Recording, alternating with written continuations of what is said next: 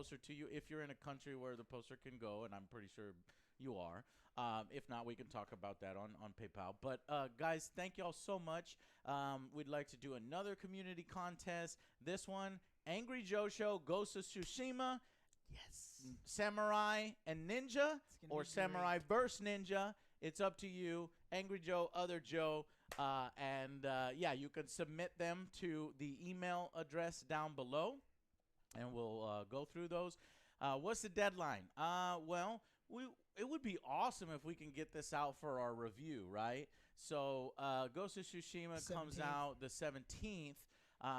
But it's going to take us a little while to play it. We didn't get a review copy, so it's not going to come out right then. So maybe we can give you an additional week, I think, would be good. Like at the end of the month, basically. So, yeah. So the 24th. So if you guys can have it all in by the 23rd. July 23rd is for the artist contest. The AJSA Ghost of Tsushima Tsushima I always fuck it up. disc plate, and then we can put it up on there, and then I can get one with the black picture frame border because I think that looks really nice. It does. I think I'm going to get all my disc plates like that from now on. I just like the way it looks. So, anyways, guys, thank you all so much for supporting the show, and thank you for participating in this contest. I can't wait to see what you guys come up with. Thank y'all. Let's get straight to the news because there is a lot of news. A lot of news that pissed me the fuck off. All right, we'll start with something good. Everyone lost their mind over Crash Bandicoot 4 because they thought it was going to be filled with microtransactions. Yep, I tweeted about that. Joe put that here. I'm like, this does not It doesn't make sense, no. No. Well, the developer's like, there is none. Don't worry about it. So it's a really good thing. Crash Bandicoot 4 will have no microtransactions, and we got a little bit more information about there. There's going to be over 100 levels. So the first couple Crash Bandicoots had like 26, 27, 32. So this one looks like it could be. We don't know how long the levels are, but it could be a massive, massive game, which explains the price point. I think this is going to make people happy. If you're looking for a Crash Bandicoot game, then there's all around good news for you. As long as they don't try to throw something in there, like Yeah, a surprise. eventually. Well, I mean, Surprise. having a number of levels is not always equal to, having a massive game because it could just be including challenges into the mix. It could have separate challenges. Like Unraveled, how they have separate little levels. Yeah. and Time challenges trials in and that. different stuff like that. Yeah, they definitely could be. They could be shorter, but the previous ones had some of the shorter levels too. So everyone's kind of we're It was hoping originally Xbox leaked that there would be microtransactions, and then what was it? Bad Robot or Bad Robot's the movie company. It's a movie, yeah. What is the company that makes it? now. Well, on the tweet here, it says that, that was just basically some of the skins, and then people were going to get the skin. Toys for Bob? Toys for Bob, yeah, something like that. And so we actually get good news out of it. And, of course, a few people were like, can't believe you believe this shit, Joe. And they're lying. I'm like, no, when a company comes out specifically saying, hey, there's these aren't microtransactions. They're just like, we have to put that in there to get certified because we have a few skins here to give to people. Because they wouldn't be that stupid. Right? They wouldn't be that stupid to do it afterwards, right? Am I right? I don't know. Right. I don't Can know. somebody back me up? Right. Okay, right. Right. We'll take the fall Right. together. Right. Right. Right. All right. So I the swear to God, if you drag me down with you, I'm gonna kick you in the throat. all right. Well, Matt, into other interesting news. Hey, you remember when Amazon, one of the largest companies ever, made a real big Love them, real yes. big video game that they were hoping takes the world by storm, and Crucible came out, Crucible. and everyone was playing it. That game came out a couple weeks ago. and I forgot about What? it, honestly. so What is Crucible? Crucible was their Valorant style game where it was like a shooter, and it came out a couple weeks ago. Yeah, Layman talked about it. Yeah, and didn't do so well. At launch, they had 25,000 concurrent players, which was kind of cool, right? 25,000 is not bad. I mean, that's not very good for Amazon and this style of game. But after a couple... There's no marketing for it. I didn't see a No. single fucking trailer. I didn't see a single fucking tweet.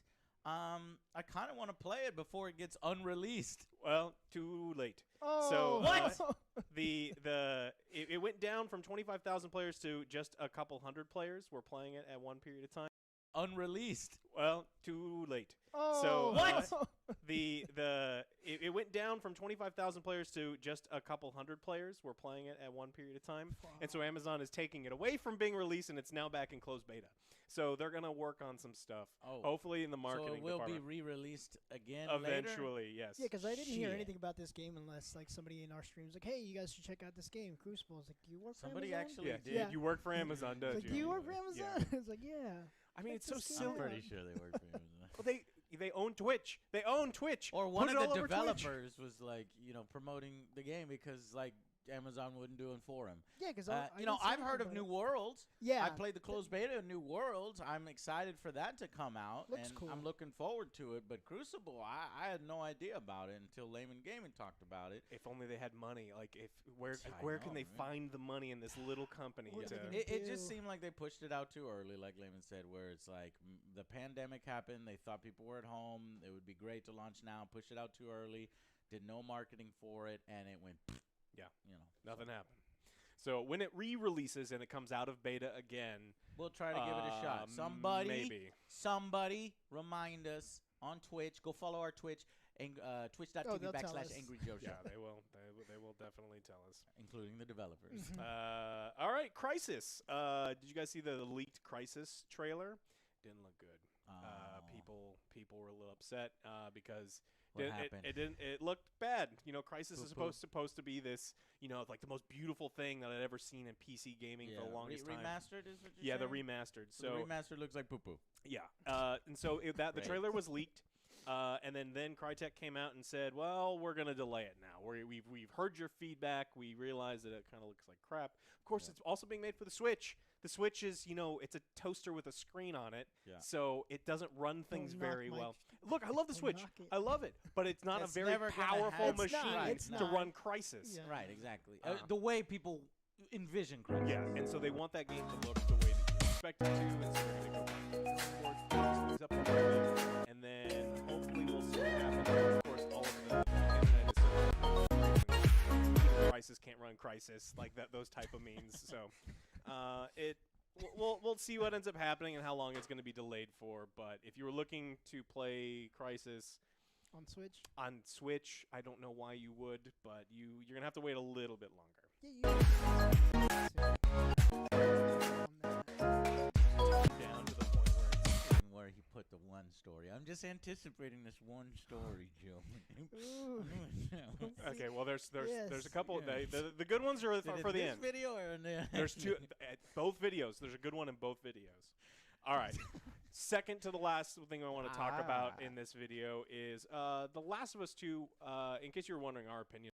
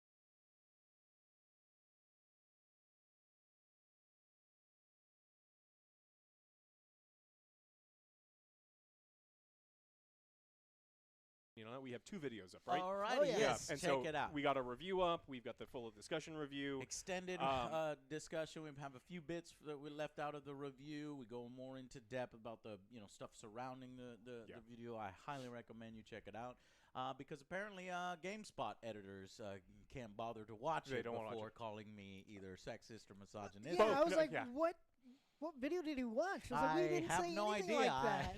Makes me question whether they even review their games, whether they even play the games they write on. They need to review their own 'Cause, editors. Yeah, review your editors. That's not true. but- Yeah. Oh Okay. my god! But That was a whole thing. Just forget about it. Just some Yeah. Forget ignorant about it. idiot. But so that's the kind of thing I wanted to talk about. There's a lot of things going on about this game because Yeah. the game Oh, yeah. has incited people on both sides. Sure. If you like the Yes. game, you're a blank. If you don't Right. like the game, you're You're a a blank. And then it comes back and Sexist, forth. misogynistic, Or some of the other horrible things that people are calling each other. Yeah, And yeah. it's like it become this whole tribalism thing. And even the voice actors are being impacted. Troy Baker's going out and being kind of dumb. It's just tweeting really yeah, dumb he was things. tweeting the president. Woodrow Wilson. No, Teddy Roosevelt. Teddy Roosevelt's quote about how critics don't create anything on their Yeah, own. it's a and 400-word thing. And so Jason Schreier had posted something like video He's games that you're basically like- trying to deflect the criticism. Yeah. And he's saying you need to like the game because that's the way the writer envisioned it, and and since you're a critic, you really have no idea what it's like to create art. Yeah. So you have no right to comment on But art. in our Yeah. discussion, we had plenty of ideas to fix Exactly. it. Not only that, Joe, but I we, know. all 3 of us, have created art. We were working on our board game. Yeah. That's a game of some kind. We make, But we even make if you movies don't- with us wearing wigs. Yeah. So that's art. Art. How dare you Art not we call do Our is FIFA parodies art? are not art. Let's not go yes, that. they Are are they art. comparable to Schindler's List? Are they as good as long as you say not as good, Citizen and in the Kane? same Yeah, I was league, gonna say then they're yes. We're in the comparable? same league. Yes. So Ours are we in our Predator review, we use some Want of the some filming candy? tactics Yeah, in, we did. in Citizens Kane, where We you're did. really low, you're pretty much lying on the Right. floor, digging a Yeah. hole, looking up to it, like to. Right. So then I Predator fell out of the tree Hunting and broke Grounds, my neck. like Schindler, is like Citizens Kane. Yes. So, Okay. okay, so, anyway, back all to right, right. sorry. So Troy Baker's Oh, losing his God. mind. People are so nuts and upset about the game that some of the voice actors are getting death threats. Yeah. It's That's absolutely not cool. terrible. That's not cool. That's But not cool. This we continue to see this happen. It happens in Star Wars. It happened in Star Wars in the 90s, right? So Yeah, like yeah. Jar Jar Binks and even the actor that played Anakin. And it Mhm. happens all throughout when people are passionate about things, and it's just a minefield. So The Last of Us 2 has just kind of turned into this huge minefield. It has. Well, And- that's what happens when you create something divisive, and you know it's going to be divisive. I mean, Neil Druckmann knew that this would divide fans, and The so it's playtesters dividing told fans. them as much. I'm not sure if Neil or Naughty Dog knows that there are shitty gamers out there and like just disgusting underbelly of the internet people who would I don't send think death you're threats familiar. over. Yeah. And they should be because it's just the way the internet, operates, yeah. and it's never okay to send somebody a death threat. And if you do that, like I said on Twitter, you are a piece of shit. And I'll I just saw end there that. I because was I like, did say small PP energy, and That's I enough said you have a internet for me. micro dick. And then I think it was Ranton was like, oh yeah, I have no idea what that's like. Ranton, you're the best. No, but so I apologize to all small PPs. Just don't be doing that Don't- kind of yeah. stupid Stop. stuff. Yeah. It's not cool. ridiculous. And over a video game, you're gonna say the most disgusting shit towards somebody who actually did a great fucking job. A lot of people that worked on that game, they all did a great freaking Everyone job. but two. The writers, and it could be some project managers along the way that don't push back enough or whatever. Yeah. But the individual actors, the individual animators, the writers, like this game, like we said, is a 10 out of 10 in certain aspects. Graphics, animations, and things like that. But you can't control people. You can't be like, stop sending death threats, and then somebody's probably just gonna send a death threat. Just 10 because more, you're yeah. 10, I'll get him. it's a fucking You told me disgusting. no. That means yes. The disgusting underbelly of the internet. Mhm. But it's crazy, man. I think people are fucking pent up with just stuck inside and what's going on in the world. And Yeah. 2020 just feels like a garbage fire. It That is. now we're having to deal Just wanna with fast people forward. being really shitty and just disgusting to each other over a video game. Yeah. Yeah, so we got a lot of that over this last week, and I imagine it's not going to go anywhere. We're going to talk about it for probably a little while until the next die down. Until the next big game comes out. We could probably. You know like what? 2 weeks. I think it will die down. I think the Last of Us 3 will still happen, and they'll get even more sales than the Part 2. I think that's what I think. So ultimately, Neil, and ultimately Naughty Dog, you're going to benefit. Yes, some people may have received death threats, and you got to take those serious. Maybe forward it to the FBI. Yeah, for sure. Or and just block idiots, because I use the block button all the fucking time. There used to be a point where I didn't want to block anybody, but no. Twitter is a piece of shit. You need to just use the block button. My only liberally. exposure to Twitter You don't have is when I research stuff for here, and I'm like, you this do have a sucks. secret Twitter, but I've nobody knows. I've never about it. tweeted I or do. used it, but it's like sometimes they make you like log in or something, and so it's like I want to read this tweet, and then I go, I didn't want to read this tweet. I need to get off this fucking platform. Yes, you need to You get are off the goddamn platform. sewer people. All this has made me realize is that Twitter sucks. And honestly, if I didn't have a show, I would leave fucking Twitter. Yeah. It's just, that's why Jeremy Johns isn't on there for that same reason. We've talked about it before. I'm like, get a Twitter. It's like, are you crazy? Yeah. So I'm like, are you crazy? But now I see he was right. Yeah, he's Big brain to move. Yeah. All right, now for the big one. You ready for the big one? Okay, so NBA 2K21. We're getting a price hike. What? Yeah. What?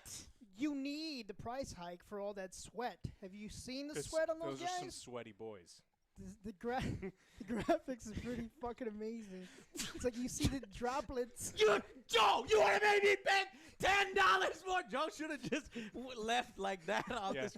Joe, $10, $10 more for the same fucking game. Just slightly increased graphics and a few more droplets of sweat, and you're gonna tell me that's $10 more when they already have $100 digital edition. They already have the fucking limited editions, and then the goddamn microtransactions, Ultimate Team garbage, my 2K credits or whatever the fucking thing is called.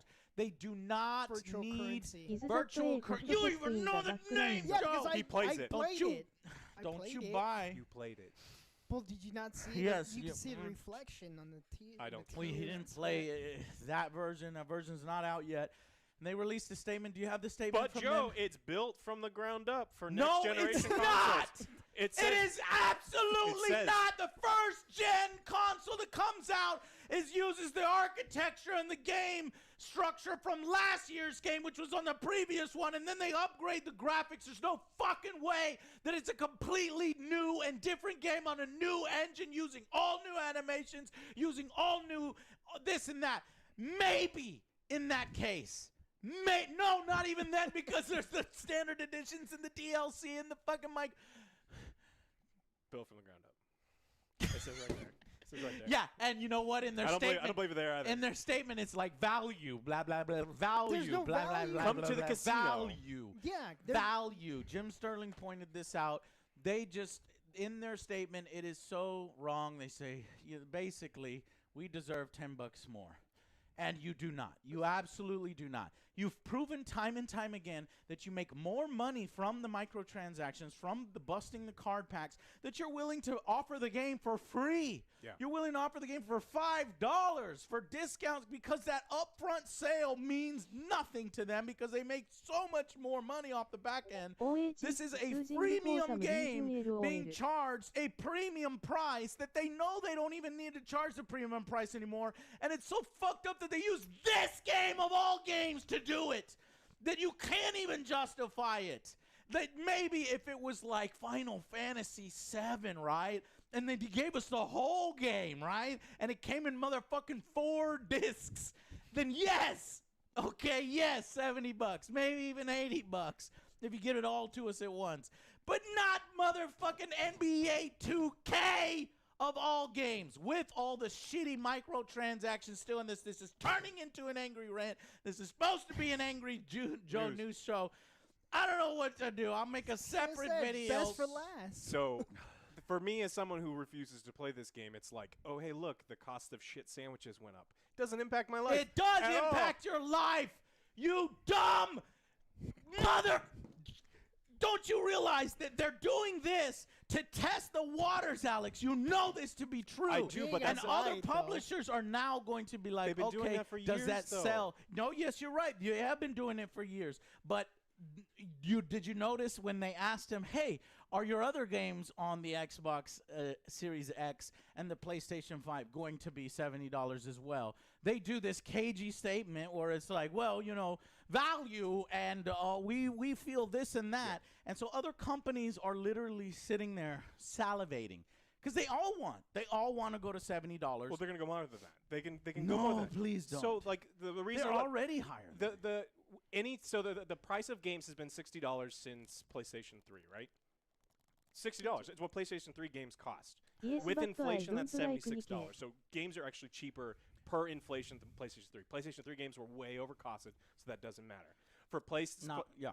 So $70 even from the time of PlayStation 4 was released is only a $4 increase, right? Based on inflation. Now, according to PlayStation and Xbox, the price to develop games has gone up 4 to 5 times. This is one of those things where it's just like I thought we were gonna get fucked in the ass a lot, They already and we already did. now it turns out You we're think only it getting was like fucked in the ass 80, a little, 90? No, little they bit. already did the billions and billions of dollars that are generated through the freemium tactics, through the loot That's boxes, only 2K. through the season passes, that's every fucking game that gets released now, man. Don't you see the different collector's editions and things like that? They've already made that money up. What we have here at the end of this year is smoke and mirrors.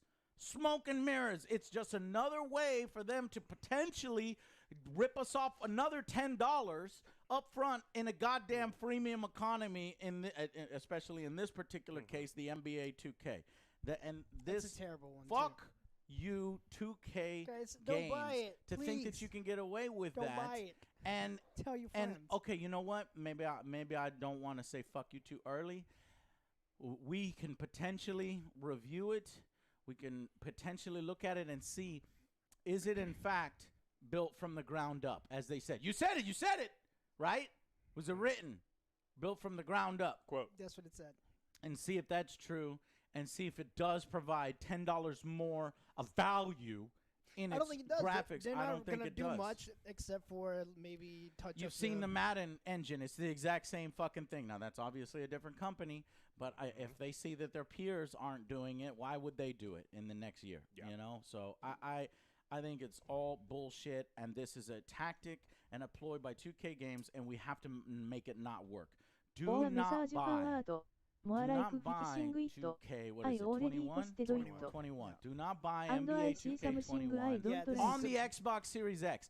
Even more fucked up that you haven't said yet, it's probably listed in your notes here, but they are not giving you free upgrades. You know how Cyberpunk, a game that's $60 that could probably charge $100 for how much content it is in it, and they don't fucking gouge people with fucking loot boxes and microtransactions and ultimate team. Hey, you want to put together your ultimate hacker team? You know, they don't do all that stuff in the But single something player like it. experience that they're about to put out in this RPG world, and they're going to give you a free upgrade.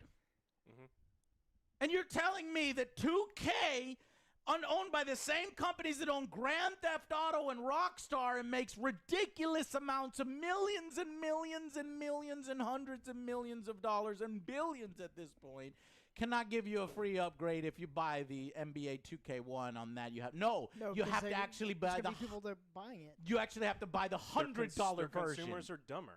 The $100 version. When your consumers are dumber, you can take it. I mean, see, if you are buying 2K and buying the packs over and Did over you hear again, that? yeah, I'm calling you dumb, and you should feel Sports dumb. gamers, you dumb. Yeah. Contact Alex me on thinks you're Twitter dumb. at Angry Joe Show. No, so good, you that's fucking where tell it. that's where you can reach me That's not on his Twitter. Yeah. I don't know his Twitter, otherwise I'll fucking tell you. Anyway. So the thing is, like, you need to prepare yourself because beyond all of this 2K garbage, the last thing I want to talk about is game prices are going up. They haven't gone up since 2005. that doesn't mean Movies, that they need to go up. They do need to go up. No, they don't. So the reason that they need to go up and the reason that all these game companies They and have all of already gone up, is what I'm saying. well, but that not for 2K games, sure. For EA games, sure. But there's a lot of people, Rockstar, that just made a game that charge you $60. And what did they do? They created a whole multiplayer mode that makes more money than their single-player game could have ever have hoped to have made. for what? The Grand Theft Auto Online Red Dead Oh Redemption no, sorry. Online. Well, those Naughty Dog. I'm sorry, The Last of Us 2. So Naughty Dog just made a game for $60 that cost them 5 times more than it made to make the first one. So they said 5. This one says 200 to 300% more. So they're making significantly less money because the development costs are going up. So you guys need to brace yourself. Like we are going to get a game cost increase. It costs more to develop these games. They're getting charged more licensing fees for the properties that they do own. NBA and the NFL are getting more of a cut for these. Good. Stop that. I Stop the do- monopoly yes. and create competition. And now even smaller, more indie devs can get that. Yeah. They need to lower their prices, create more competition, and then it will be better. Yeah. I disagree. Now, you think it's incoming, and that you're probably right with the inevitability of it. Game prices but haven't I'm gonna increased in fight 15 against years. it. That is not proof that they need to increase, because you're 100% ignoring the fact that they have increased through other means, through other methods, and that they've created billions and billions, new millions and billions of dollars in new revenue. The video games industry is far away beyond the most money-making industry, more than movies, more than this and that and all these other buckets that I can't remember right now because I'm fucking angry. So if you want to continue on that path, then we're gonna get microtransactions and all that shit in all of the games instead They're of just going to some do of it them. anyway, is the point, Alex. If you increase it 6 to 70, you're still going to have all those. It's not like they're going to be like, okay, let's go 70, and you know what? I'll take away all those other things. We're not doing Well, those Last no of more. Us 2, If they did, Ghost of Tsushima, yes, I'm in. None of I'm that in. We didn't get any Well, of that shit in depends on Last of Us 2 who and Ghost of does it. I'm Does it. fucking Tsushima. in. If they agree, no season pass. If they agree, everything is bundled in there, no loot boxes, no microtransactions, I'm down. But that ain't never, ever happening. But so you're trying to apply a rule to the entire industry, and the entire industry doesn't exist in that way. The Yeah, video game that's- industry, so EA is not what That's Naughty the Dog beauty does. of capitalism. If a company goes out of business because they're charging too much for the game, Yeah. then other companies will come in swoop and take their customers and charge fewer amounts and lower their development costs. Use smaller teams. Don't bloat a budget so much with these massive AAA. Maybe we need to go from AAA to AA, and people utilize their resources more smartly. Just because, Transformers, it costs a lot to fucking make, doesn't make it a better film than, say, Terminator 2, where they use their resources smartly. The budgets there were smarter. Yes, there's inflation, but it's still smaller budgets than we're seeing in super Hollywood blockbusters now. So I'm saying you think it's inevitable. I'm saying it probably is, but I don't think it's right. I think we should push against it, and I'm not for it. That's all there is to it. I just don't think you can battle crunch and inflation and have video Right, you games could be battle $60. crunch and inflation by changing the types of games that you make. Maybe there are no more AAA, The Last of Us 2 type games, or they utilize their resources smarter. But that's, that's a debate that we can go in circles around. So But basically, the moral of the story is: do not buy Madden this year. Or do not 2K. buy 2K, NBA 2K21. That's a Yeah. shittier system Or Madden. too. Because Yeah. if you want to upgrade your character, you have to buy VC Both of 'em. points.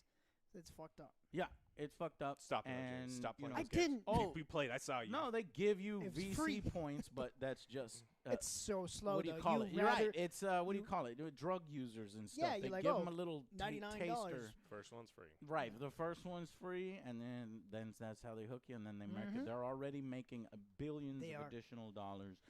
Don't support this kind of stuff, especially not with the NBA 2K21.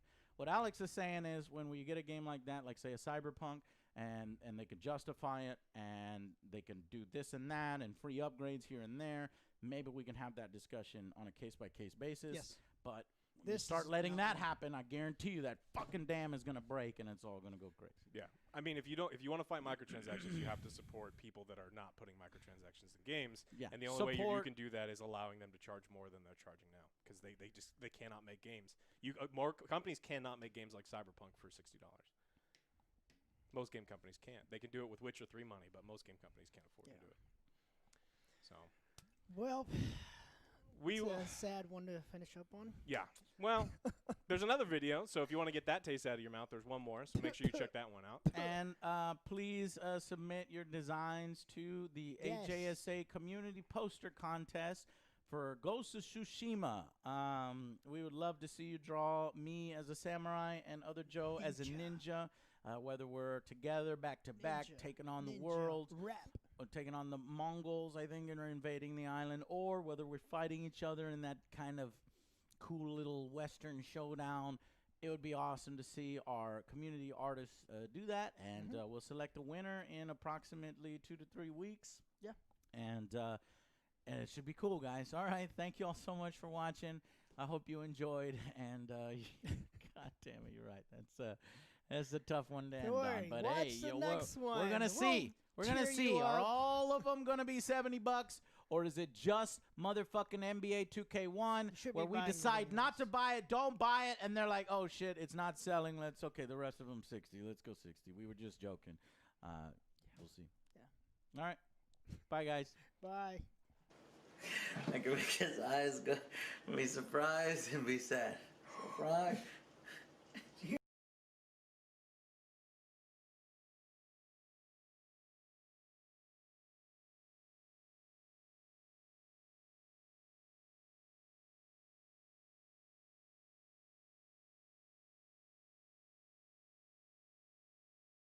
As much as I'd love to show you guys the packaging for the Lenovo Legion 7i, which I am unboxing under the table here, this is a pre-released unit that was sent over in non-finalized packing materials, so I'm unfortunately unable to do that.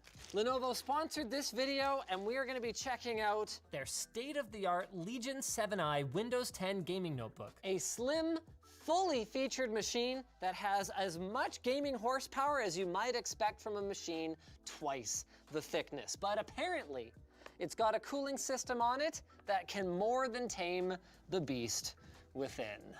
Wow, first impressions of this are really professional. And that's not a word that I would normally use to describe something with like a Core i9 HK processor and 2080 Super Max-Q graphics card. But this looks like, you know, it's like business, but like gaming business. Look at this thing. Would you guys know this is a gaming machine? I mean, that's a hint. The entire bottom of the thing has got perforations all across here. And then for cooling, we've got a vent on this side, 2 vents on the back, and then another vent over on the other side. Another thing we've got more of than you might expect in a modern machine is I/O. That's really nice to see. So we've got a Type A over on the right-hand side, which personally I'm not a huge fan of on gaming machines, especially when that's where all of the Type A ports are lined up. But fortunately, this I'm a big fan of. We've got most of the I/O here on the back. So HDMI out, 2 more Type A's, Gigabit Ethernet. Thank you. As well as a power plug and Kensington lock. Then, over on the left-hand side, that is not 1, but 2 USB Type-Cs, one of which is Thunderbolt, and we've got a headset jack. That's about as much as most people are going to need. Now, the main things Lenovo asked me to draw attention to here are the screen, the graphics horsepower, their TrueStrike keyboard, which has 1.3 millimeters of travel in spite of the fact that this is a relatively slim gaming notebook, and of course, their cooling system. Naturally, I want to know how you keep a Core i9 HK processor and a 2080 Super cool in a machine like this. We were told Lenovo submitted it to UL for verification, and it ran for as long as 9 hours without throttling. That's impressive. Look at those fans. Now, there has been a trend towards much, much thinner fan blades over the years, but those are tiny. Oh, no way. Before even turning, but those are tiny. Oh, no way. Before even turning it on, we know there's RGB lighting. Look at that. Tiny strips of RGB LEDs on the rear exhaust right there and right there. I love it. Oh, look at that. Wow. Look at that cooler. The whole thing is one gigantic piece here. Now, why would they do it that way? Let's run through what we're looking at here. This is our CPU, and the Legion 7 can be equipped with up to a Core i9 10980HK. That's Intel's top-of-the-line mobile chip. Right here is our GPU surrounded by our graphics memory. So here we're looking at anything from a GTX 1660 Ti all the way up to an RTX 2080 Super Max-Q. I actually don't know exactly what's in here, but what I can tell you guys for sure is that it is not a 1660 Ti because that is a gigantic die. I will say though, actually, they did a fantastic job of their thermal paste application. A lot of the time on these like pre-done machines, you'll see just like gobs and gobs of thermal paste and it's kind of glopping all over the place. But this is really tidy. Right over here is our motherboard chipset. And over here we've got our dual M.2 drives. So these are both OEM versions of Samsung drives. I'm expecting very solid performance out of these. And if I had to guess, I'd say they're running in a RAID 0 configuration out of the box. Storage should be extremely snappy on this machine. Curiously, whatever is under this here seems to be, is it soldered down? I can't tell. Oh, that makes sense.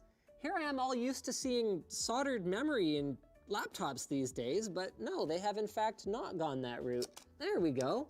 So under this little shield right here, we've got 2 slots for DDR4 SODIMM memory. And one of the remarkable things about this machine is that it can be equipped with up to 3466 megahertz RAM. That would be in a 2x8 gig configuration, although I'm not 100% sure what we've got on here. No, it turns out we're running 32 gigs at 3200 megahertz. Something to note, guys, is that while they're using all Samsung parts for the RAM and SSDs in these, it is very typical for these types of notebooks to multi-source. So you wouldn't expect necessarily the exact same make or model, especially when you choose a different memory configuration. Not all suppliers have the same availability of different speeds and capacities. Now to take a closer look at the cooler. This is really neat. I did notice that there was a surprisingly small number of heat pipes in the system.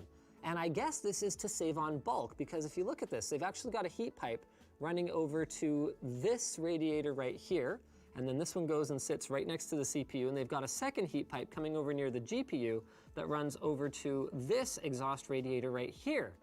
But heat is actually carried from the CPU and GPU to these two, the larger of the radiators, by a vapor chamber. Vapor chambers are like a heat pipe, except they are flat instead of tubes. So that helps them save on some space, and they're very high performance, and it allows both of these to contribute to cooling for both the CPU and GPU, depending on which one you're loading up more heavily, because not every workload is gonna stress both of them equally. One thing you guys might have noticed is that on the inside, there's no cooling for the M.2 modules. That's because we've actually got these thick thermal pads on the bottom of the unit that are going to allow the M.2s to use the bottom of the laptop, so the entire bottom plate, as kind of like a giant aluminum heat spreader. This is, of course, metal, not plastic. I'm impressed at how accessible this is. It's only, what, like 10 screws, and you can get at RAM, storage, pretty much anything that you'd want to upgrade after the fact. Oh, there's even more RGB than I expected. The keyboard is very RGB. The good news is that I'm sure that there's a software way that you can tame that a little bit if you're not quite as into it. This is pretty cool though, check that out. So you've got kind of like an RGB like underglow effect on the back where I showed you those strips that were coming out of the exhaust. And, oh, there's more than I thought around the sides too, look at this. RGB all the way around the bottom of the unit. I didn't even see that one. Immediately upon using this machine, the high refresh rate display absolutely stands out. It's about as light as you could possibly expect it to be. I think they saved quite a bit of weight by going with a vapor chamber rather than heat pipes, and that also seems to be a big factor for how they were able to keep it so thin. So you can actually see from the outside what the internal layout is here. Under the touchpad, which is relatively thin, they've got the battery pretty much all the way across the front. And then under the keyboard, which they needed a lot of space for because they've got RGB lighting, which is apparently Corsair iQ compatible, which is pretty cool. So they've got that RGB lighting, they've got that long travel on these keys, and then of course they had to keep the rest of the machine, all the performance guts, as thin as possible. It's pretty common to see the high performance stuff loaded towards the back, so it's less likely that when you've got your palms down on the top of the machine, you're gonna get all sweaty and all that. It occurs to me I never actually pulled out the power adapter, so it's definitely a big boy. This thing's rated at 230 watts, but they've done a pretty good job of keeping it relatively slim. In fact, it's not that different from the thickness of the laptop. So whatever you're planning to slide your laptop into, the power brick should fit in just nicely alongside it. Video editing might not have been Lenovo's main goal when they were designing this laptop, but given how many gamers put together montage clips or stream or whatever the case may be, light to medium or even pretty heavy video production has become an expectation, even if it's just like a gaming-centric machine. So the first thing I'm gonna do is load up a timeline in Premiere Pro, and we're gonna encode a video and see just how well our CPU manages to turbo with that cooling solution we just looked at. Actually, while I wait for that, let's go ahead and see if there's any way for us to control the RGB on our keyboard and system here. Network boost, prioritizes games, all right. What else we got in here? What is auto close? Oh, okay, so it'll close apps you don't need when you launch a game. Suppress keyboard noise, that's a handy feature. Not that the keyboard is particularly loud, actually.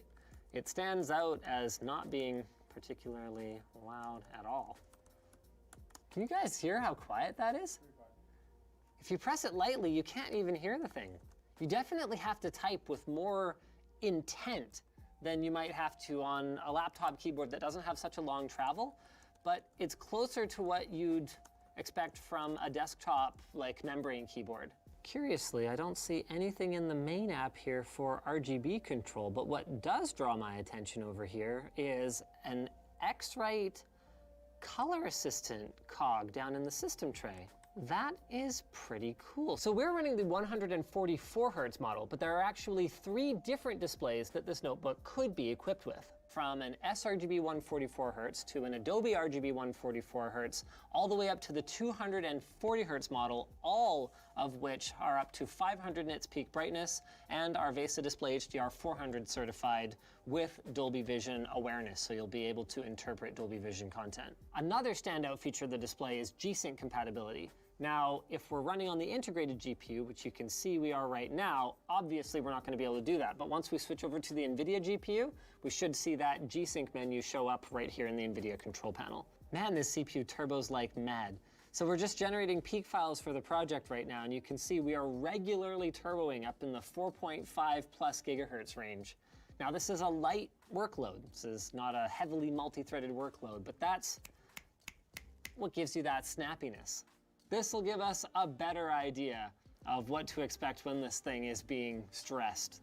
This is 8:1 red code raw footage that we're playing back in Premiere. You can hear the fans ramping up a little bit now, hey? But even at about 40% CPU load, we're still turboed up to around 4.35, 4.45 gigahertz. That is not too shabby.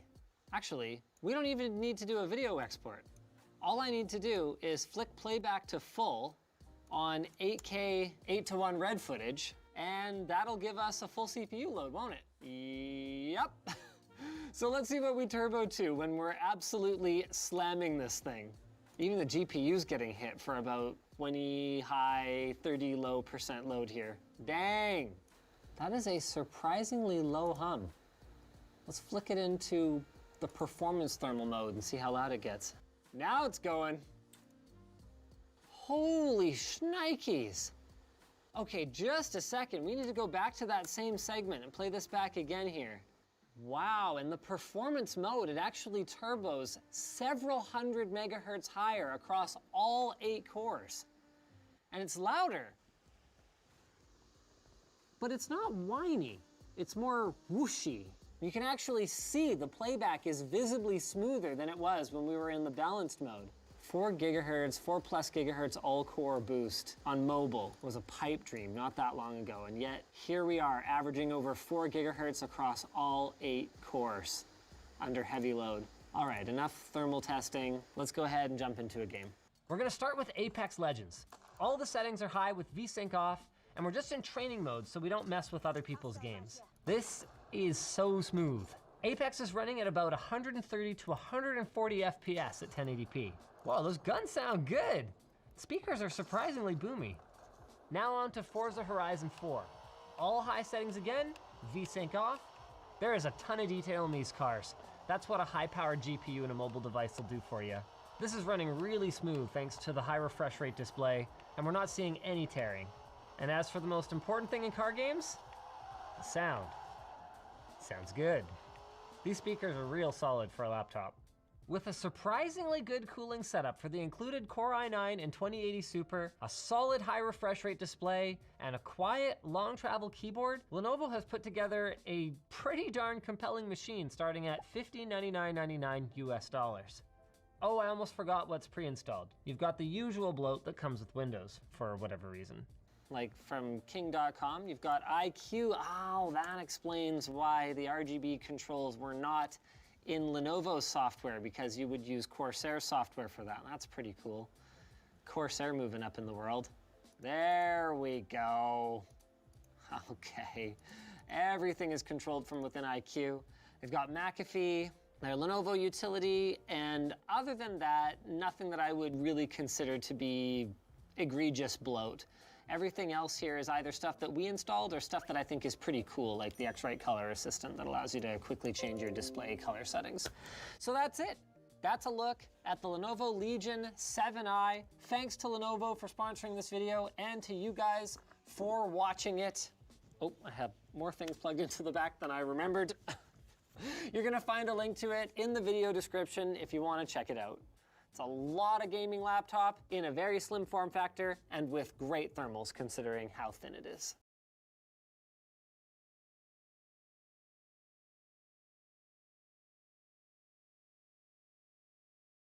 Your next BMW might only have heated seats for 3 months. This was posted by White Brownie on the forum.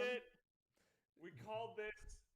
I mean, it's already a thing. Like, Tesla is already including features in the car that you then activate, you know, later on down the line, you know, whether it's their autonomous driving. I forget what, I have a friend who has a Model 3, and he was telling me about a feature that, rear heated seats, I believe is a DLC. So he was like, yeah, I found out the hardware is already there. And it's just like, you have to pay to unlock it or whatever. I'm like, really? So here you go. After charging for access to CarPlay on a subscription basis, holy smokes, I didn't even realize it was a subscription basis. BMW has mentioned during a VR presentation that the new BMW Digital Key service will enable software updates to existing and future models based on BMW Operating System 7. Crucially, many options are now available as services, with specific mentions of adaptive cruise control, automatic high beams, heated seats. Really? A pay monthly? I'm happy to be, right about things like this.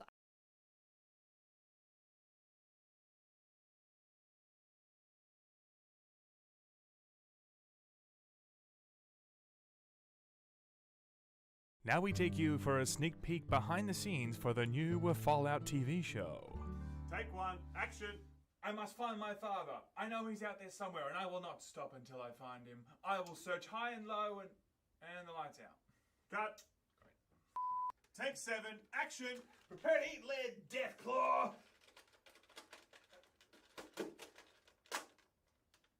Gun's bugged or something. Cut. Take 45, action. Ooh, what a beautiful nuclear view. Oh, what's this? Huh. A loot box. Available in the store right now for $39.99. Great price. Take 76, action. Finally, a human in this wasteland. Kill me. Kill me. Kill me, please. Fallout the TV show, coming soon. Okay, Fallout 76.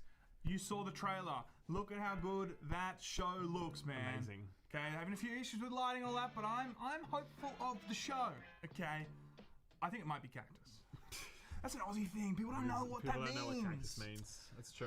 Guys, we have educate you on the Aussie slang. Welcome back. Obviously, as you might have heard over the weekend, Fallout 76, or at least Fallout, is getting a TV show courtesy of Bethesda and some people who actually make decent TV shows. Yes. So we don't know what to think about this. We can't help but feel it's going to be some sort of disaster, though. Let's talk about it after the drop.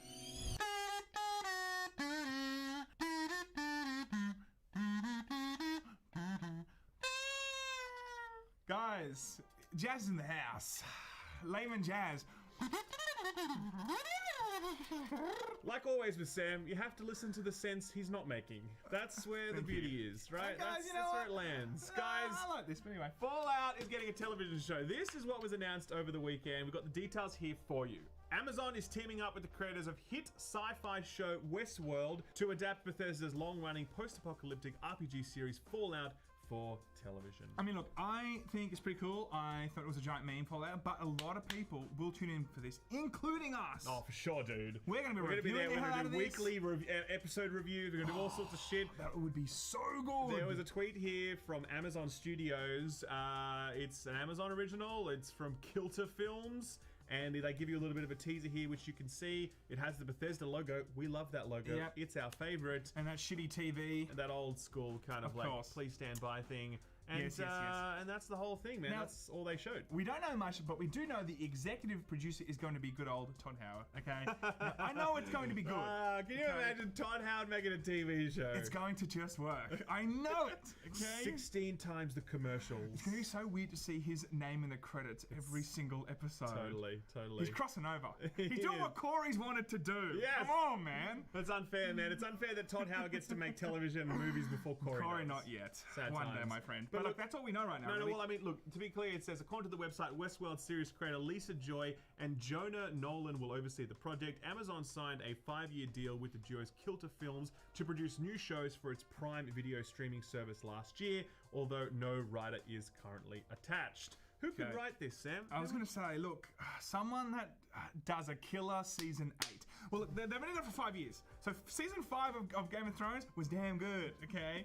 But don't renew it to the 8th season if you get those particular writers on. Who knows, actually, like all jokes aside, who could write this?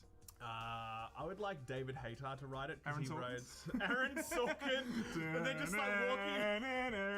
And they're walking through the wasteland the whole time, and they're like, "We need to get some supplies, man. What? I already had the supplies. What do you mean I don't have the supplies? We need to stop making West Wing references on this show. Exactly. Okay, it's not Alright, okay." You should only do that on the Friday dump, okay? That's right. So, look, That was another West Wing reference. that's it. The Friday dumb. Alright. So we're all over this. Okay, here we go. Either way, it's happening. The TV show. Well, look, I should clarify. It may not be happening, by the way. Lots of television pitches, particularly in the world of video games, they get there like, hey, we're in production, we're going to make a show, and then nothing ends up happening. Lots of shows have sort of like died Yep. on the, first draft page when it comes to television and movie adaptations for video games. It might be the same here, but at the same time, these are some serious players. I was going to say, I highly doubt that because we're already seeing teaser trailers. We're already seeing some big players Yeah, jump on. We're seeing, sure. the executive producer. We're seeing a 5-year deal with this. I think that they're seeing some serious value here.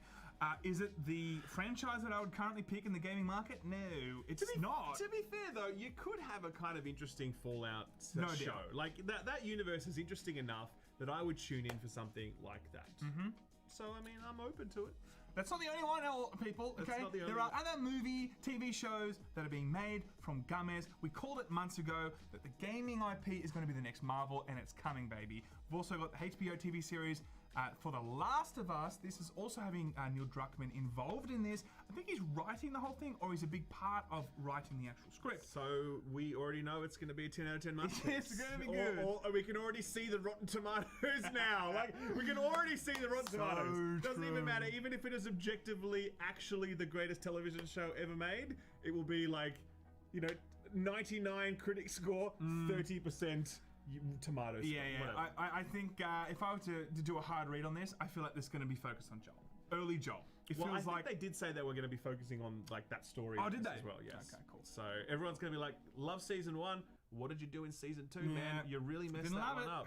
Yeah, Anyway, that's coming. The other one that's coming is also Netflix is doing a cyberpunk show. This was actually announced in the recent Night City Wire from City Project Red. They did say that they're teaming up with Studio Trigger, and they're going to be making a show called Cyberpunk Edge Runners. It's not going to be out until 2022, maybe, I think Really? they said. Well, look, 2022, something like that. 21. Earlier than 2077, but later than 2020. Nice. Okay, somewhere in between that. I think that this is going to be gigantic. If Cyberpunk lands well, which I think, of course, it's going to now, based on playing for 5 hours. It's going to land well. It's going to land extremely well. It's going to land well. I'll tell you that right now. I think that this is going to just breathe life into so many things they can do with this. Yes, comic books. There's going to be movies. There's going to be TV shows. There's going to be merchandise. There's going to be whatever, right? Sure. It's going to be gigantic. So this is not the only one. We're also seeing season 2. Una Due of Witcher, everybody. Okay, we're finally seeing now. They actually stopped production for some time because the whole COVID thing. Now, as of Even next, though witches can't get COVID, that doesn't seem to matter true. here. They still, out of consideration for the staff, Geralt decided still, I'm going to pause this show. I think so, also- round of applause for Geralt for I being. think- yeah. Geralt would wear a mask, can I say? Yeah, Even though he couldn't get it, he would still wear a mask to set a good example. Exactly right. I also think a lot of people have time travel sickness based on just watching the first series. That was just the biggest headfuck I've ever seen in a TV show. They've also confirmed. Don't ever watch Memento then, Sam. I haven't watched it yet, but they did say that they're also going to chill on the whole time jumping thing. They did which say is that, actually. Actually, pretty cool. There are smaller projects coming through the wire as well. First of all, there's one called My Friend Pedro. I don't know what this is. Okay, so it is a 2D shoot 'em up side scroller that kind of looks like Max Payne but 2D. So you're shooting things and time slows down and whatever. Cool game. And they're getting a TV show. It's being made from the person that made John Wick.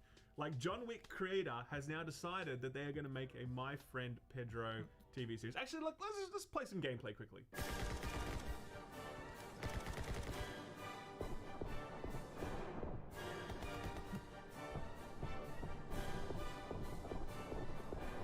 Now that you've seen that gameplay, you can see how that could be. I mean, I still haven't seen the gameplay. Sam still hasn't seen the gameplay. I have not seen the gameplay, but I'm going to play along. Right, And go, you let's know have a what? look That at it. gameplay looks really nice. This is the gameplay. This is it. Oh, of course. Oh my god! I played 1 second of gameplay. Yes. I know exactly what this is. Of course. Okay, cool. Right. Cool. So either way, All I need, literally, it is actually quite an easy game to recognize when you do see a second gameplay. That is also exciting. Disco Elysium. Now, I haven't played this game yet. Ralph loved it. A lot of people loved it.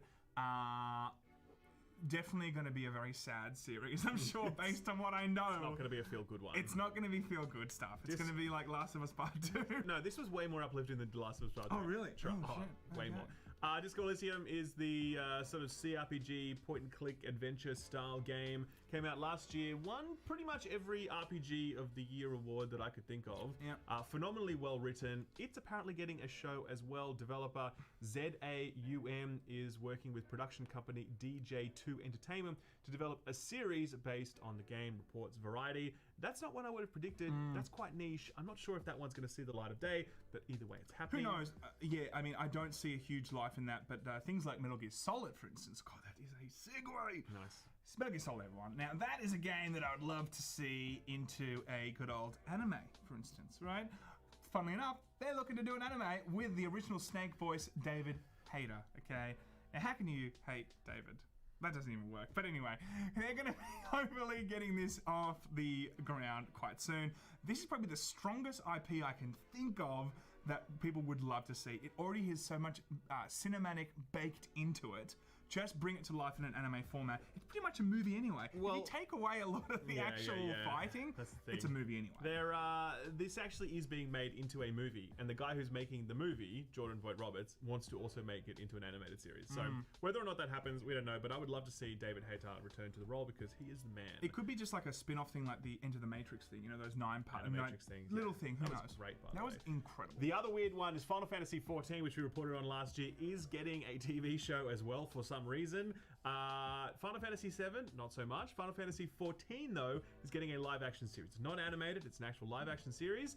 And it's actually being worked on from Hivemind, the production company behind The Expanse and also the Witcher series, right? So Cool. they're like serious players as well, and they decided Final Fantasy XIV is next. I'm down for that, because I love Final Fantasy XIV. Having said that, I probably would prefer Final Fantasy VII series. I can see to why be they would have real. done that. I think maybe the lore of Final Fantasy XIV is a little bit more fattened out, fleshed out, and they probably think that there's more to play with. You know, maybe there's only. You just triggered all the Final Fantasy I VII love fans in the chat. Final Fantasy VII is one of my favorite games, but you have to kind of see that it's quite a contained world, you know, in terms of what it's trying to do. But who knows? Anyway, there is also Devil May Cry animated series coming from Netflix, Castlevania producer, which is pretty fetch. Yep, people love Devil May Cry, and it's going to get a TV show. Okay, and also Minecraft the movie. Cool. It's just the There's list all goes these, on. There's all these movies that are coming as well. Like, apparently Sleeping Dogs is getting a movie. That's never getting released. The Division is getting a movie. That's never getting released. We're just going through a list here. There's also- Rainbow Six apparently is getting 2 movies with Michael B. Jordan. Not Michael Jordan, Michael B. Jordan. Yep. Call of Duty apparently is getting a movie. Uncharted. With Tom Holland. with you know? 7 different directors. So That's it's been right. great. Let's like, there's all these projects that just end up dying. But right? look, it's almost like we can't even go through them all, right? But like this is a very interesting point because if 4 or 5 of them really land solidly, everyone and their dog will jump in terms of producers, production houses. They'll just jump in and try and get all the IP they can, and they'll just try and jump in and do every single movie, TV show, animated series under the sun. Marvel is kind of, I mean, maybe this will trigger people, but like, I'm a bit over it now. It's like 15 years, dude. People are done. People are like, I'm done with that, and especially with the Avengers Except Endgame. for Captain Marvel 2, which everyone is very excited. Very excited for that, Everyone's right? pumped for that one. The internet. Exactly can't right. wait. Do you know Brie Larson just started a YouTube channel? Oh, really? Yep.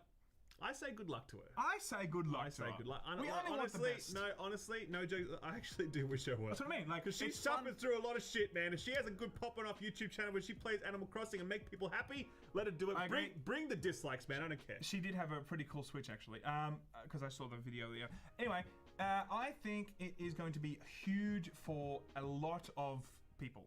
I don't know what I'm going with. I don't know where you're going. No, either. what I'm saying is Marvel is done. DC cool. They've got their own little thing.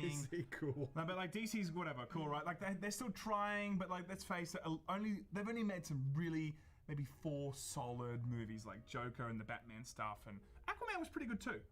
But gaming, it's the next generation. I feel like this episode is quickly falling apart, faster than a Fallout 76 server. I think we should wrap things up. Guys, Fallout is getting a TV show. We are as excited about it as you are. The meme potential is huge. Todd Howard, please give us a cut. We should be on it. A cut? But please, a cut? Cast us. Oh, cast! Cast us in the Fallout show. We need to be in it, Todd. Please, can we just get hashtag Cast the Layman in the comments below to make it happen? Cast the Layman. Make it happen. Okay? Please, Let's Todd, do it. we like you. We've Come on. only ever said good things about you, Only Todd. ever said good things. So let's make it happen. Guys, thank you very much. We'll see you next time. Wait a minute out.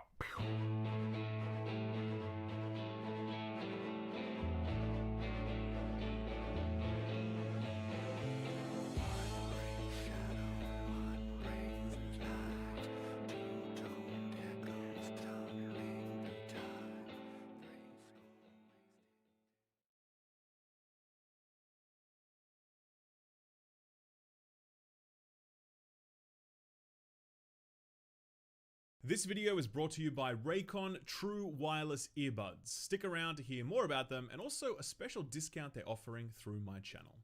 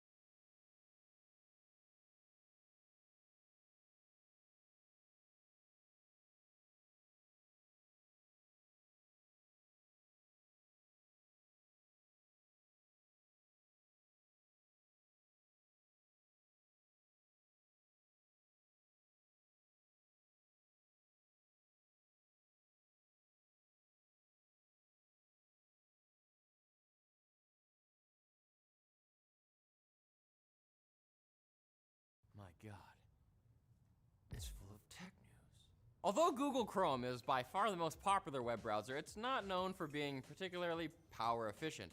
But that may start to change soon, as Google engineers have stuck a feature in Chrome version 86 to increase battery life on mobile devices by 28%. David, that's a lot of percent. But what about RAM? And this applies across platforms, whether you're on Windows, Linux, Mac, iOS, or Android, as long as those are mobile devices, I guess. They pull off this improvement by cutting down on unnecessary JavaScript background usage that can really drain your battery. The savings appear to be most prominent when you have lots of tabs open. And if you know me, and you're a human, you have lots of tabs open. Indeed, during one test, Google left 36 background tabs open and saved a whole 2 hours of battery life. However, keep in mind the feature is experimental and may not make it into the next version of Chrome, so don't be too quick to yank that power cord just yet. Guess we're talking about laptops mostly here, hey? Yeah. You don't really have that many Chrome tabs open on your phone, do you? A lot has been made out of the powerful hardware under the hood of Microsoft's upcoming Xbox Series X. But what kind of games can we actually expect for it? Because, you know, if the games suck, then mommy will have to buy me one of the other consoles. Okay, we won't have to wait too much longer to find out, as the company will unveil a bunch of first-party titles for the console on July 23rd at Summer Game Fest. There's no S, it always trips me up. Halo Infinite, a reboot of the popular series, is widely expected to be among the games announced, and we might see more games in the Fable, Gears of War, and Forza franchises as well. Although this isn't the first Microsoft event dedicated to titles for the Series X, this is the first one primarily dealing with Microsoft's own titles, as what we've seen so far are mostly third-party, non-exclusives. So, nice to see Microsoft Gaming is still doing well. Rest in peace, Mixer. And speaking of Microsoft Gaming, an interesting bit of kit for Microsoft's upcoming xCloud streaming service was just announced. The SN30 Pro gamepad has appeared on Amazon. It's a Bluetooth game controller designed for Android smartphones. It's from 8BitDo, the company known for updated version of retro controllers for systems like the SNES, SNES. Man, there's so many tomatoes here. The controller is supposed to have an 18-hour battery life and also features a smartphone clip and remappable buttons. It's quite similar to their existing SF30 Pro, though the new model will have Microsoft branding to make it more like an Xbox controller. They should make one of those retro, like, fat controllers. No one will buy that. It'll be out on September 21st, just 4 days before my birthday, and they're taking pre-orders now if the pandemic has you desperate to spend your money on something. And again, my birthday is also at that time, so Venmo me. Now it's time for the sponsors, brought to you by the Quick Bits. What? Private Internet Access lets you mask your IP and encrypt your traffic. PIA offers over 3,200 servers in 48 countries and no bandwidth caps. It has configurable encryption levels and a kill switch to keep you in control. And when combined with private browsing, it can make websites think you're in a different country, mister. You can connect up to 5 devices at once, whether they be Windows, Mac, Android, iOS, or even Linux if you're one of those weirdos. And PIA's Mace feature blocks malware and tracking domains. Try it at the link below with a 30-day money-back guarantees. If you occasionally travel on intercontinental flights, chances are you've flown on an iconic Boeing 747 at some point. But not this year. But it looks like the jumbo jet's days may be numbered, as reports indicate that Boeing will cease production in 2 years in favor of smaller, more efficient long-range planes, such as the 787. You know, walking up those stairs on the plane made me feel like a real VIP. So even if I was just climbing up to coach, I like the small ones. There's about to be less competition in the food delivery space, as Uber is reportedly buying Postmates in a deal worth about $2.65 billion. A lot of money for companies that don't actually make profit. Uber is trying to be more competitive against DoorDash, so I understand the move, but I also, well, it seems like they'll have less incentive to lower their outrageous delivery fees, so I worry about the small business owner. Microsoft has teamed up with tire giant Bridgestone to roll out Tire Damage Monitoring System. It'll be able to detect real-time physical damage to a car's tires using algorithms, and also tell what spot on the tire is in need of attention, because tire damage is the leading cause of accidents caused by mechanical failures. Alerting drivers to tire issues as they pop up could significantly improve safety. Of course, not handing driver's licenses out like candy would be a great idea too. That sounds pretty opinionated, John. Isolation during the pandemic has caused many of us to turn to gaming to pass the time. How much time? Well, console sales are up significantly across the board, but the Nintendo Switch in particular has more than doubled in its sales in the first half of 2020 compared to the same period last year. Weird, given that that's the only portable one, and I'm not going anywhere.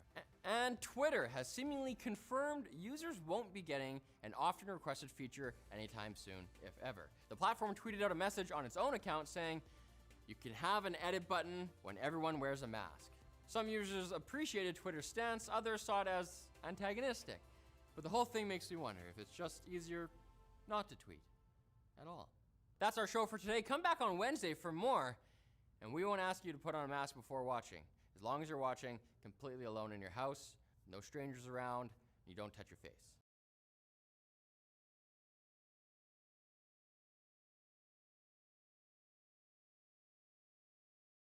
We just can't convince you guys sometimes. After our video debunking a Corsair rep's claim that stacking radiators is ineffective for improving cooling, you guys told us just how inadequate you felt our test methodology was. You know what? Okay, fine. You guys want science? We're gonna bring you the science. Colin here spent 2 bloody weeks making our own data logger from scratch and built this behemoth of a radiator stack along with this wind tunnel just peppered with sensors to find the definitive final answer to exactly what effect stacking radiators has on water temperature. Ting wants to help you save money by helping you pay for only the mobile data that you use. Stick around until the end of the video to hear about their giveaway, or click the link in the video description.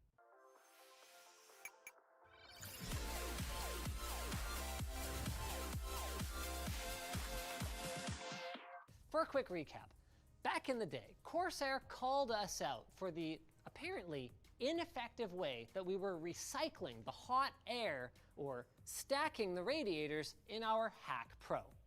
Now, this individual went as far as to send us images of their flow simulation data to prove their point. Our logical answer then was to just build a similarly configured system to prove that more rads definitely equals more better. So we did, and it did. But while some of your complaints can be chalked up to, frankly, not paying enough attention to the video, I get it, it happens, others seemed to have some merit. You guys still weren't satisfied, and so I greenlit a project to go full crazy on a test rig to isolate the variables that we had kind of hand-waved away last time. We started out by reaching out to our friends at AlphaCool for 7 of their 240mm cross-flow rads and thermistor-type temperature probes. Performance PC also threw some low-profile fittings our way for stacking them together like this. So with a little bit of fabrication and some 3D printed end caps here, a wind tunnel was slapped together from clear acrylic. These cross-flow rads were specifically chosen because they give us some really interesting flow options that we may explore down the line. So get subscribed if you want to see more from this test rig here. For this video though, we're sticking to serial flow. In one, out, and then into the next, and so on and so forth. Because that's how most people would configure a water cooling system if they had multiple radiators. At every single radiator inlet and outlet, we've got temperature probes. See these puppies right here? These are gonna tell us the difference in temperature, or delta T, from when the water enters the radiator to when it exits. But we had a problem. How do you go about calibrating and recording the data from all of these sensors? Colin, never content to just take the easy path, decided to create this. This right here, with a little bit of code and an Arduino Do chosen for its large array of analog inputs, gives us full control over our data stream. Oh yeah, and don't forget the absolute beauty of a breadboard right here. That's important.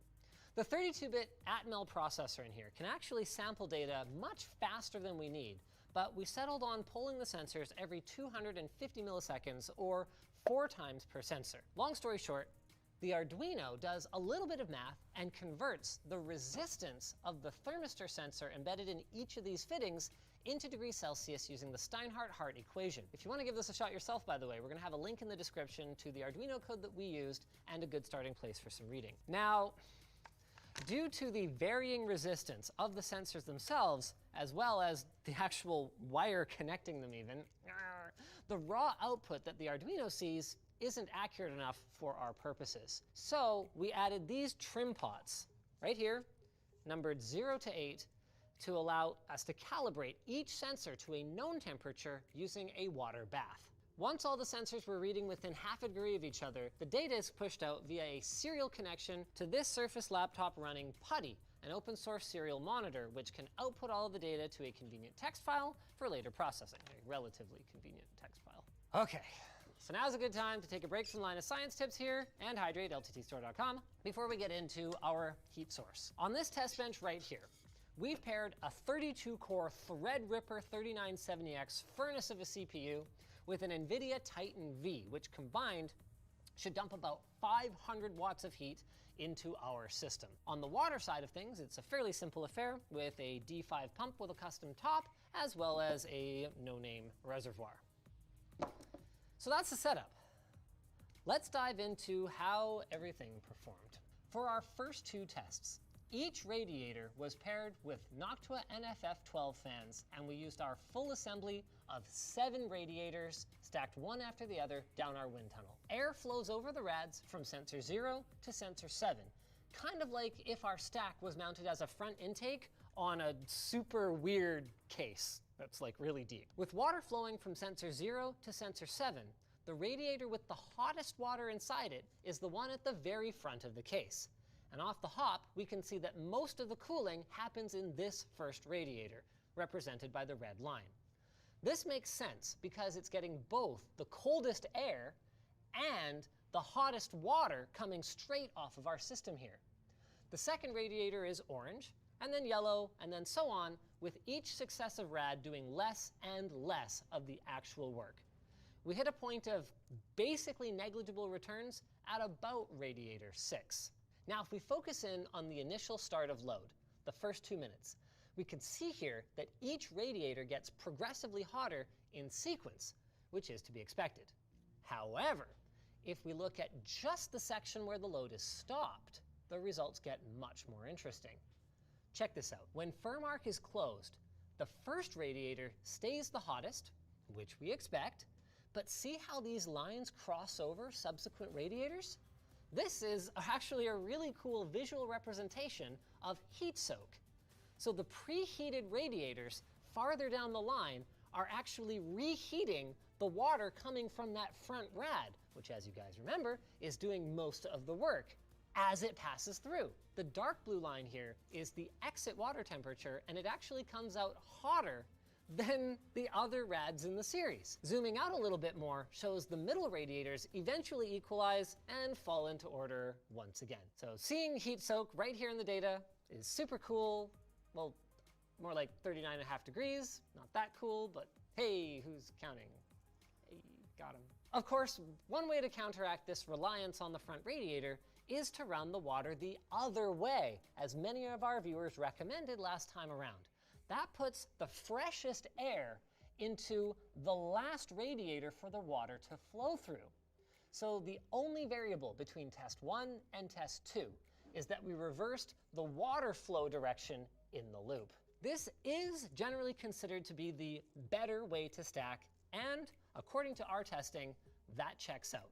By flipping the flow, all the rads come up to temperature more slowly as the stack gets progressively hotter, and if we overlay the 2 water exit temps and offset to account for the ambient/idle temperature of the system, the outlet temperature does show minor improvements versus test 1's flow direction. Cool. Quick takeaways then.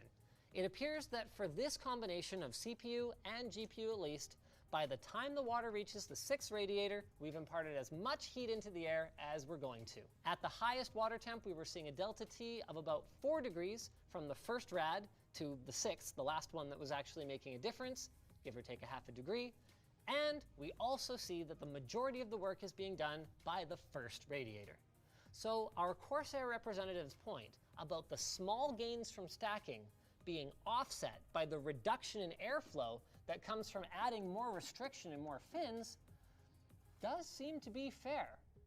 But it's also true that there is still performance to be gained. So For our third scenario, we moved on to a more sensible setup.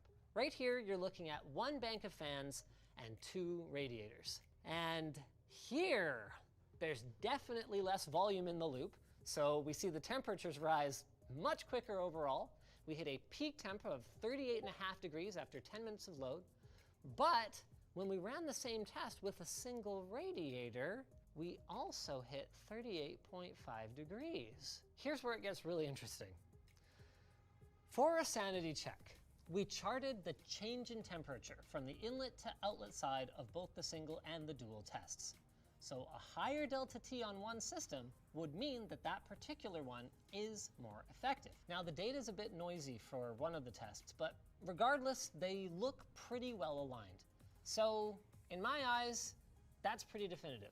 When it comes to 1 rad versus 2, assuming you've only got 1 set of fans, a second radiator isn't really going to do anything for you besides add some thermal capacity in the form of metal and water mass. So I can't believe I'm saying it, but I was wrong. I've been saying that a lot lately. At least I was wrong for this test. Now, as I alluded to earlier, a lot of you missed this, but the Minecraft server did perform better with 3 versus 2 radiators under full load, and for that matter, so did the Hack Pro. We believe this comes down to either having enough airflow to utilize the extra surface area, or having a mix of preheated air and ambient air mixed in, because a typical computer case is not actually a sealed system. But we still learned a lot here. First, is that more rads does not always mean more better. In the case of our 1 rad versus 2 in the wind tunnel, it appears that Corsair is right in that adding a second radiator doesn't do anything. The data we gathered proves this. And this is with a bank of static pressure optimized fans. These are not like Pinner crappy fans. Second, some of the perceived gains from radiator stacking could simply come down to flawed tests where the system is not allowed to reach equilibrium, making it seem like it's running cooler, but if they had just left it for longer, that water would have eventually heated up. That's an easy mistake to make because the increase in thermal mass of the radiators themselves, as well as their water capacity, can make this kind of testing take a really long time.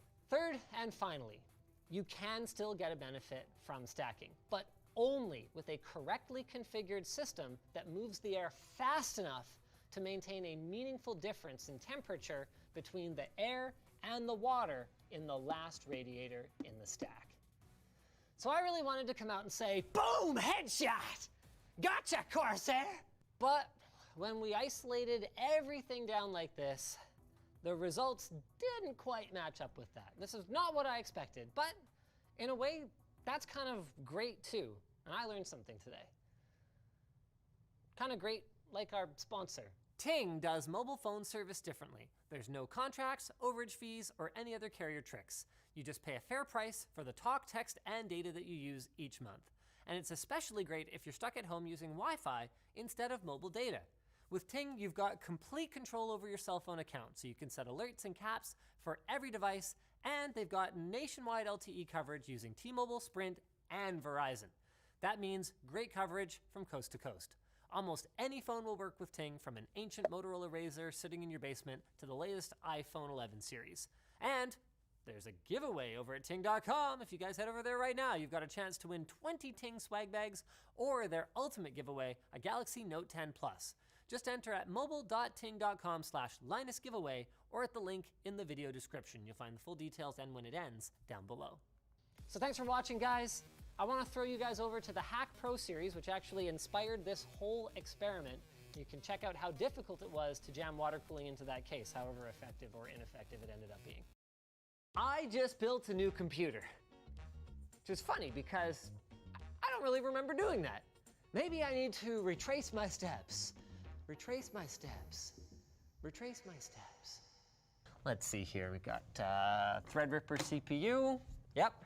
Aorus Master motherboard. Okay. Fedora Linux. Hey, wait a minute. I'm the wrong Linus. Oh well. As long as we've got all these parts together, we might as well assemble them and see what it's like to compute as the one and only Linus. Or Linus. Okay, there's 2 of us, but the other one.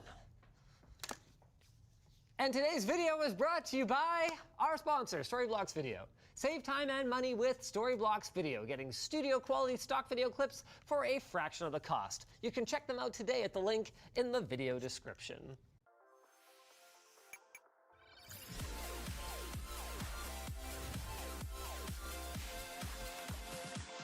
Funnily enough, I've never actually made a video about the other Linus. He's a Finnish-American immigrant with US citizenship. Linux is his namesake and brainchild, and he holds the Linux trademark, but no longer contributes much code himself. Most of his personal contributions since 2012 have been in merging code written by others. He still does retain the highest authority to decide which new code is incorporated into the official Linux kernel, and he is famously opinionated, saying exactly what is on his mind, and says he is agnostic with no political affiliation. Linus's law is that given enough eyeballs, all bugs are shallow. Since we're on a bit of a fun facts roll, how about some fun facts about the Linux mascot, Tux? Through 3 logo competitions, Tux was submitted as an entry, but actually won none of them. As a result, Tux is not the logo, but rather the brand character, inspired by Linus's love of a picture of a penguin figure he found on an FTP site. Tux was coined as an acronym for Torvalds Unix, and the first and official drawing of Tux was done on a 486 DX250 running Linux, and the first public release of GIMP. A defeated contender was, and I kid you not, a furry with a keyboard. Thank goodness we ended up with the penguin, who could very well be a furry, but without a keyboard. About Tux, Linus has said, "Some people have told me they don't think a fat penguin really embodies the grace of Linux," which just tells me they have never seen an angry penguin charging at them in excess of 100 miles per hour. They'd be a lot more careful about what they say if they had.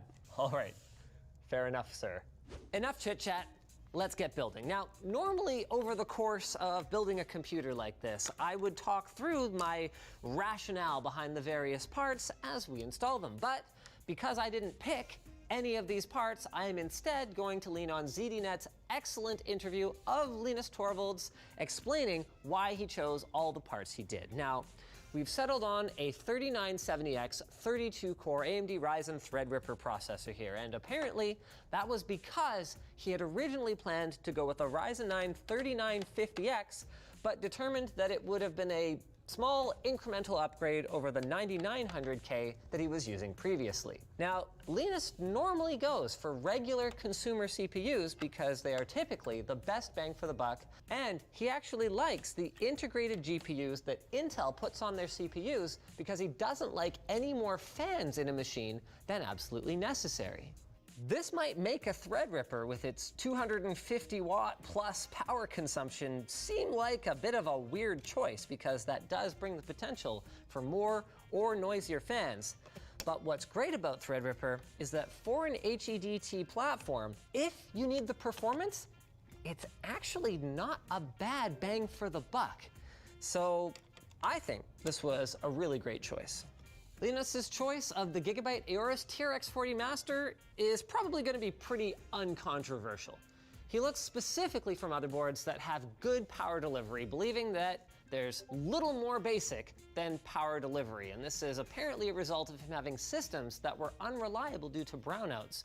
So it's kind of a funny thing to look for a motherboard that specifically has features designed for like great overclocking and then never overclock them at all. For my part, I like the board's mix of good onboard features like 5 gigabit Ethernet and Wi-Fi 6 and expansion. So it's got 5 PCI Express expansion slots, 4 of them are 16x physical and 1 of them is 1x physical, meaning you can plug basically anything you want in it. It's got support for the USB Type-C internal connector, as well as 3 M.2s, all of which have little heat sinks on them, which admittedly aren't going to increase their performance and probably won't increase their longevity, but they can help to soak up some of the excess heat during short periods of intensive use. The one thing to watch out for with this guy is case compatibility, because not only is it slightly wider than standard ATX, it has a right pin 24-pin connector, so you got to make sure you have a bit more space available in your case. For cooling, Linus went with a Noctua NH-U14S with a second NF-A14 fan in a push-pull configuration. This was apparently because he's very sensitive to noise and wants something quiet and has had good experiences with Noctua in the past. Truly a man after my own heart. About Noctua's fans, Linus says that even when the fans ramp up under load, he doesn't find the noise particularly annoying, and it's more of a soothing whoosh white noise sound without the whining or rattling that he associates with lower-end fans. Apparently, despite the noise advantage that a liquid cooler could provide, Linus is not a fan. He doesn't want to deal with a custom loop and doesn't trust the reliability or even the capabilities of AIO coolers, and especially doesn't want to deal with any unnecessary gurgling or pump noises. For RAM, Linus actually couldn't find exactly what he was looking for and ended up settling on some